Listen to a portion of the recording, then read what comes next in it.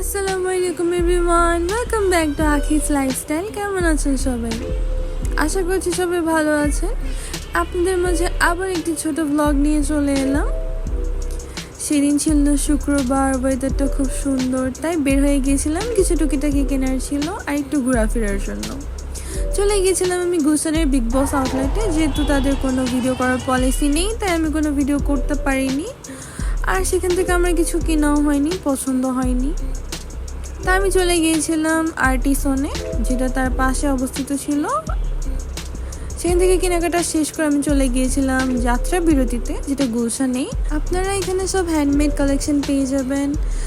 আপনারা এখানে অনেক জিনিসই পেয়ে যাবেন, bags collection, jewellery collection, home decor, সব কিছুই পেয়ে যাবেন। এবং কি আপনারা এখানে টপস, টি শার্ট, শাড়ি থেকে আরও অনেক জিনিসই পেয়ে যাবেন।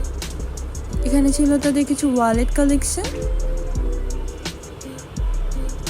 এটা হচ্ছে হোম ডেকোরের কিছু কালেকশন, আর এটা হচ্ছে ইয়াররিংসের কিছু কালেকশন।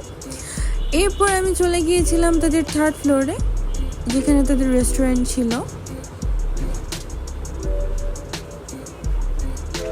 এই ছিল তাদের রেস্টুরেন্ট। তাদের পুরো বিল্ডিংটাই অনেকটা ভিন্টেজ টাইপ।